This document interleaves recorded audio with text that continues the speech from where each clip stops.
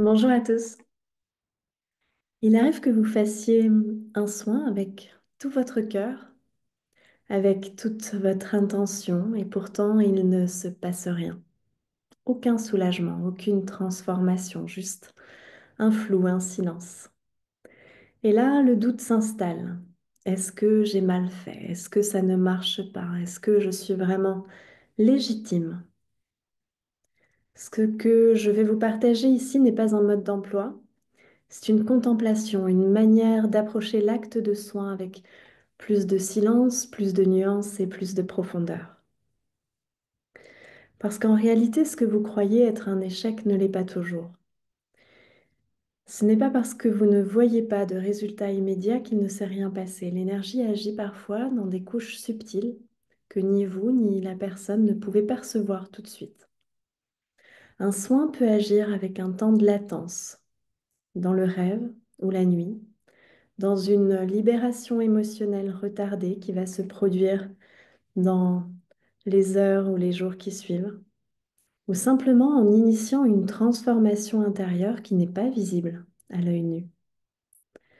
Vous savez, le soin n'obéit pas à la logique du mental, il répond à une sagesse beaucoup plus vaste, qui échappe à tous les yeux qui sont pressés. Les, les vraies raisons pour lesquelles un soin peut ne pas fonctionner pourraient être que le moment n'est pas juste. Certaines guérisons nécessitent un mûrissement intérieur. Vous ne pouvez pas forcer une fleur à s'ouvrir. Si la personne n'est pas prête, si une leçon de vie n'est pas encore intégrée, alors le soin attendra.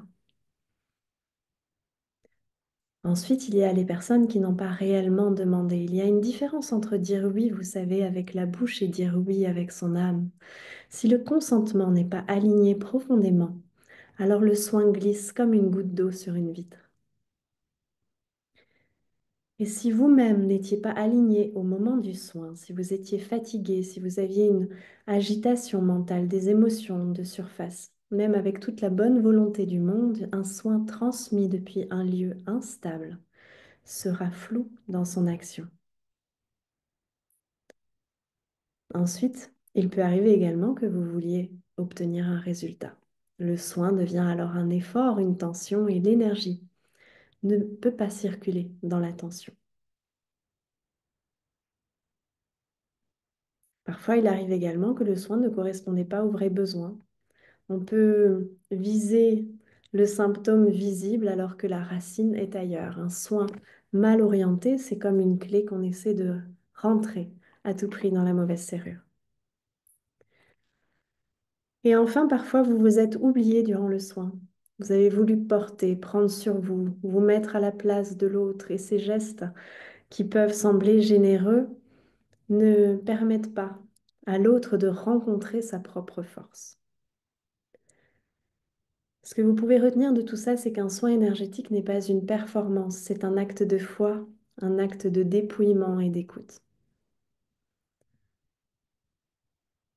Si parfois vous doutez, si vous ne savez pas pourquoi un soin ne semble pas fonctionner, rappelez-vous simplement ceci. Le soin n'est pas là pour satisfaire votre besoin de réussir. Le soin n'est pas là pour satisfaire votre besoin de réussir. Il est là tout simplement pour rencontrer la vie telle qu'elle est. Et parfois, ce que l'on appelle un échec est en réalité un seuil, un apprentissage, une invitation à grandir. Il existe d'ailleurs des lieux où ces enseignements ne sont pas seulement pensés, mais vécus, où l'on réapprend à laisser la vie faire à travers nous sans vouloir la contrôler, où le soin devient une prière silencieuse, et l'école des guérisseuses est l'un de ces lieux. Si votre âme le reconnaît, elle saura s'en approcher. En attendant, marchez avec clarté, accueillez ce qui est et laissez le mystère faire son œuvre. À bientôt.